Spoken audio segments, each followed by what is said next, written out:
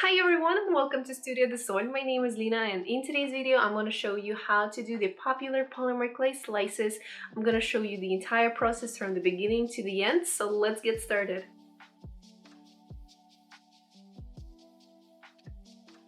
And as usual, if you want to support me and my channel, don't forget to hit the red button, like this video, leave a comment down below, and let's keep going. And for today's video, I'm going to be doing Pac Man polymer clay slices. As you can see, I already prepared the original 4 colors.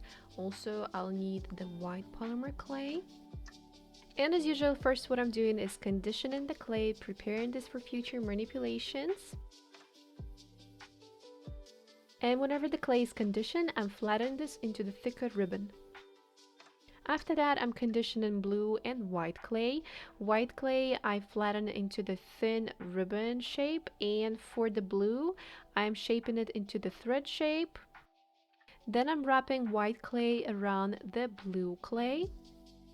And that was my first cane, so the eyes came out to be smaller. So for the future canes, I did the white wrap twice or 3 times just to make the eyes bigger.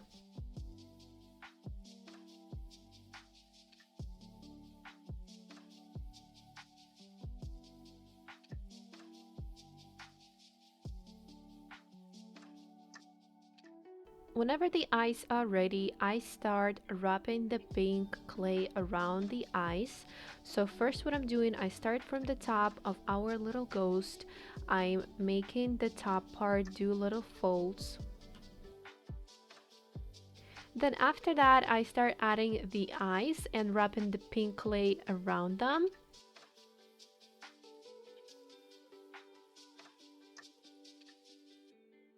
Then after that, as I going down, I'm enlarging the clay on both of the sides because the tip of the ghost is smaller than the bottom.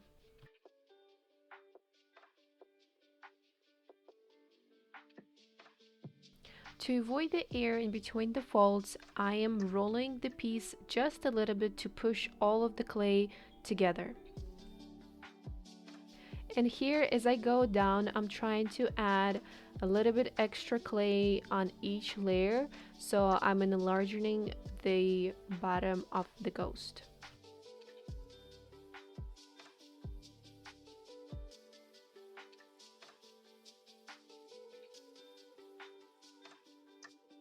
And after that, I'm rolling the piece again to avoid the air.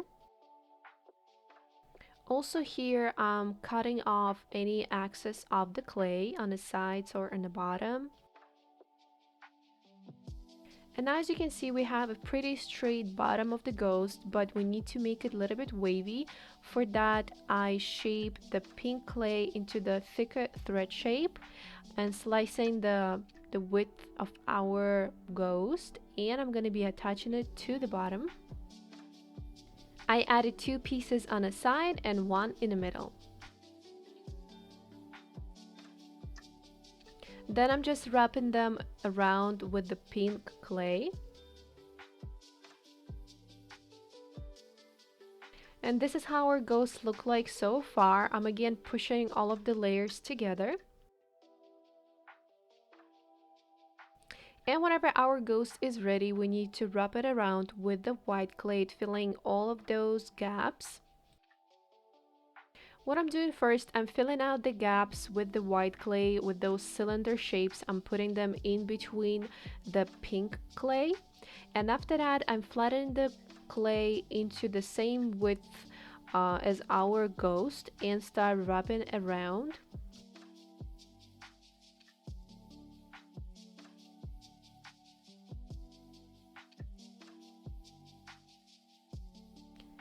I'm also adding a little bit extra of the white clay on the top of our ghost, because remember, the top part was a little bit smaller than the bottom.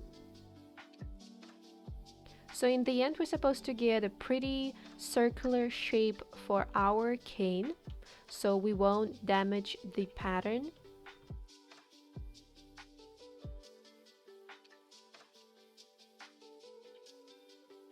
After I applied the white clay, I'm again pushing it and rolling a little bit to get rid of the air bubbles.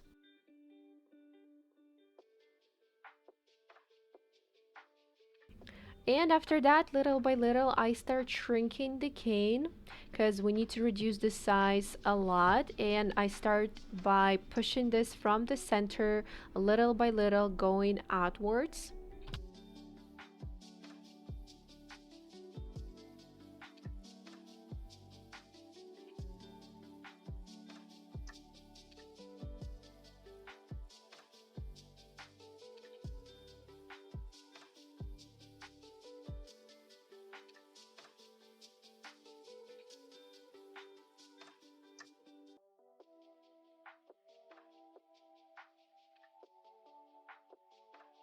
Here how the reduced size cane look like on a side. And from here I keep reducing the size of the cane because I'm going for the 5mm thickness.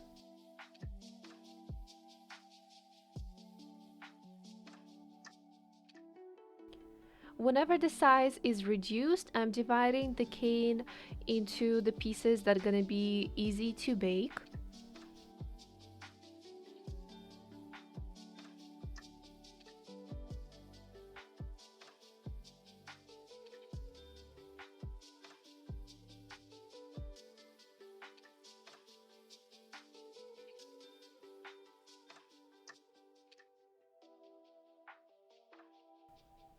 Also here, I'm adjusting all of the canes so the pattern inside looks even and nice, because after baking you won't be able to change anything.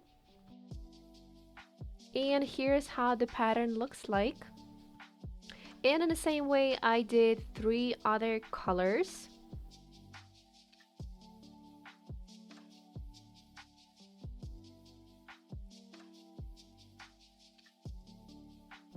Now I'm putting them on a baking tray and it's time to bake our canes.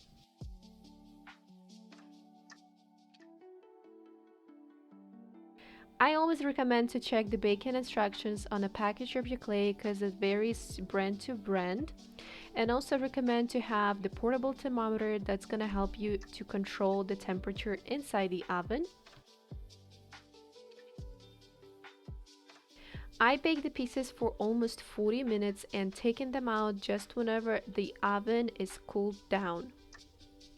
Also here I'm checking if the polymer clay baked properly. I'm just checking every piece and bending it. It's supposed to be flexible and durable. And here's the most time consuming part. You need to slice each of that cane into the tiniest pieces, and since I don't do that often, I don't have a special slicer, so I had to use the craft knife blade and slice every cane by hand.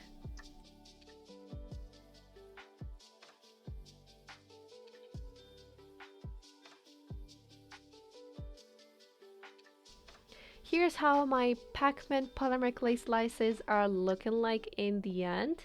Share me in the comments below if that tutorial was helpful.